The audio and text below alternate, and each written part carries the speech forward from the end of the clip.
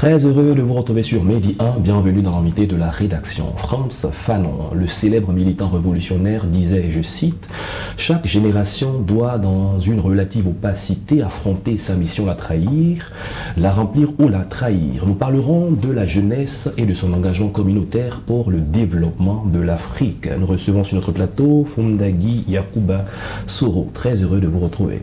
Merci.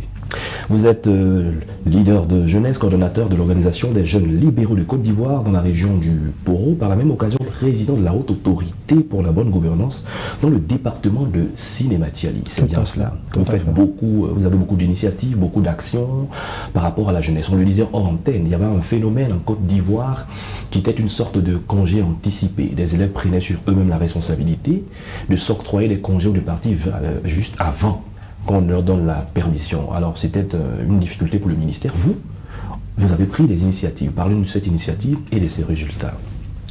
En effet, il faut dire que ce phénomène avait commencé à ternir l'image de l'école ivoirienne.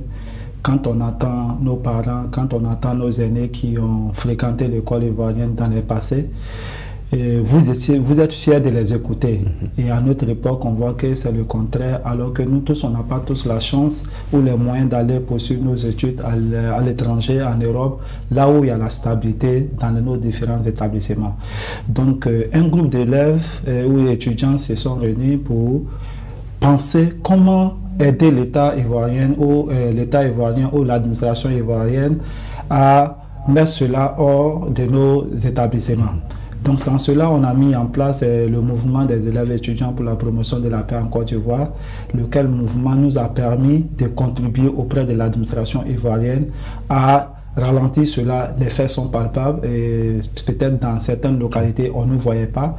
Mais dans le Poro, quand vous allez arriver dans le Poro, l'administration est bien et belle consciente de ce que nous avons posé comme les actions de pacification de l'école ivoirienne.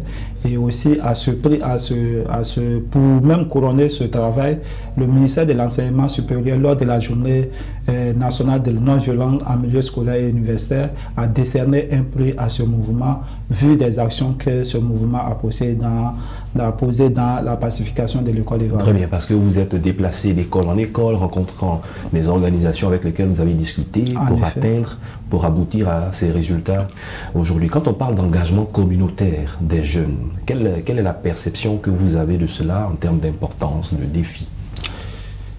Ayant pratiqué ou bien exerçant dans ce milieu ce que je sais en tout cas faire, je pense que l'engagement communautaire pour un jeune, c'est bénéfique.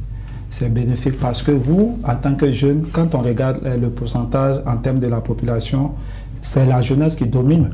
Donc, si cette jeunesse se met à l'écart de tout ce qui concerne les initiatives communautaires, vous verrez qu'il y aura un manque. Alors que souvent on dit, ce qui se fait pour toi dans ton dos, souvent n'est pas fait pour soi.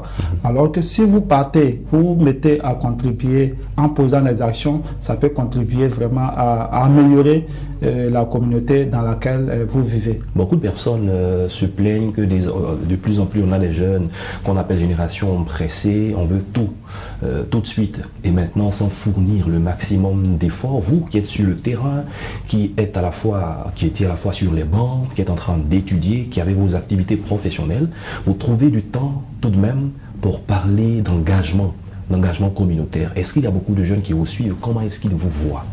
N'est-ce pas une perte de temps pour eux? Une perte de temps, effectivement, il y a certains qui voient les choses dans ce sens, malheureusement.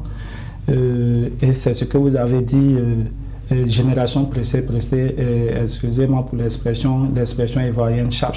Ouais. Il veut tout avoir tout de suite, il peut tout avoir un coup. Alors que plus vous êtes patient et que vous apprenez dans l'endurance, vous allez arriver là où vous voulez aller. Parce que le jeune qui est bien formé, partout où vous allez rentrer, vous allez exceller. Ouais. Et vous allez avoir les moyens pour mieux vous vendre sur le marché. Alors que si vous voulez juste, dès que vous faites quelque chose, on vous paye. Ouais. Quand vous avez ces gens d'esprit, vous allez voir peu de personnes arrivent à apprendre dans ce sens-là. Pour moi, il faut avoir de la patience, de l'endurance et puis apprendre dans l'humilité. Sans cela, vous allez grandir. Que peut-on faire pour sa communauté en vue de développer le cadre de vie dans lequel on est pour que le pays puisse aussi se développer, que l'Afrique aille de l'avant? Il faut d'abord commencer à contribuer sur le plan local, dans la communauté dans laquelle vous vous trouvez. Ne pas se mettre en marge des initiatives qui vont dans le sens de l'amélioration de la vie de la communauté. Et il n'y a pas de petites initiatives. Il n'y a pas de petites initiatives. Nous-mêmes, avec la structure que j'ai citée, on a posé, malgré qu'on n'a pas de structure à but non lucratif, mais on a offert des points d'eau dans certains établissements dans la région du Poro. Vous avez identifié d'abord des besoins. Des besoins. Et vous avez pris les dispositions qu'il faut. Effectivement. Lors de nos tournées, on a constaté qu'il y a certains endroits où les jeunes, quand ils finissent les épreuves sportives, ils avaient du mal à se rincer ou même à boire de l'eau quand ils en avaient besoin. Donc, lors de cette tournée de sensibilisation sur les congés anticipés, on a pu déceler ces manques-là. Donc, nous, à notre niveau, on a essayé de démarcher certaines bonnes volontés qui ont accepté de nous soutenir dans ces actions. Et nous avons construit ces points d'eau-là au grand bonheur de ces personnels de l'établissement. Très bien. Vous êtes aussi, on l'a dit, président de la Haute Autorité pour la bonne gouvernance dans le département de Sinématiali. À ce titre, quelles sont les actions que vous menez? Merci beaucoup.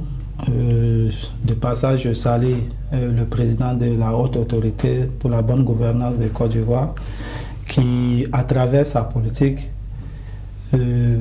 décide de lutter contre tout ce qui peut freiner le développement du pays. Notamment la corruption. La corruption et j'en passe. Donc au niveau du département de Sinématiali, là où nous avons plus de services, on arrive avec l'ensemble de la communauté, je parle des présidents de jeunesse, je parle de présidents des syndicats d'enseignants et aussi des commerçants, se mettre ensemble pour aller sensibiliser non seulement l'administration, mais aussi la population sur les actions qui peuvent nuire le développement du pays. Donc, par exemple, il faut payer tes impôts, il ne faut pas attendre que tu aies assez de cumuler des impôts pour qu'un agent arrive, tu cherches à faire un marché gré à gré avec ce dernier. Donc, il faut déjà leur faire comprendre l'importance des valeurs citoyennes qui vont leur permettre de savoir que tout ce que je vais poser ou en payant mes impôts, c'est pour le développement de mon pays. Si je paie mes impôts, à travers les impôts, on peut venir construire un établissement dans mon village. Peut-être que votre enfant était en train de parcourir plus de 200 km ou bien plus de 20 km pour aller dans un établissement. Mais si vous payez vos impôts, vous allez voir, cela va permettre à l'État d'aller construire les établissements, peut-être dans votre village, qui vont rapprocher les jeunes ou bien les enfants de leurs parents. L'entretien des infrastructures, la gestion des biens publics. Alors, quel est votre message quand vous allez sur le terrain? Est-ce que les personnes qui sont gestionnaires de biens publics vous écoutent? Parce qu'elles se demandent qui est-ce que vous êtes. Effectivement, souvent cela pose problème. Quand vous arrivez, ils arrivent à se poser la question, mais qui vous envoie? Vous êtes venu, vous êtes qui? Bon, il y a un problème d'identification. Donc, je pense qu'ils sont en train de travailler dans ce domaine. Relativement à l'entretien des infrastructures bien hautes, j'ai eu du mal lorsque nous étions en 6e au lycée Alphonse Assamoah de Divo, où souvent ces associations syndicales qui, dans les établissements, pour un oui, pour un rien, arrivaient à se battre. Et souvent, les ventilateurs ou les tables qui étaient au sein de l'établissement, ils arrivaient à casser ces tables bancs. Et après, l'année prochaine, ils vont venir dire gréver parce qu'il n'y a pas de table banc dans les établissements.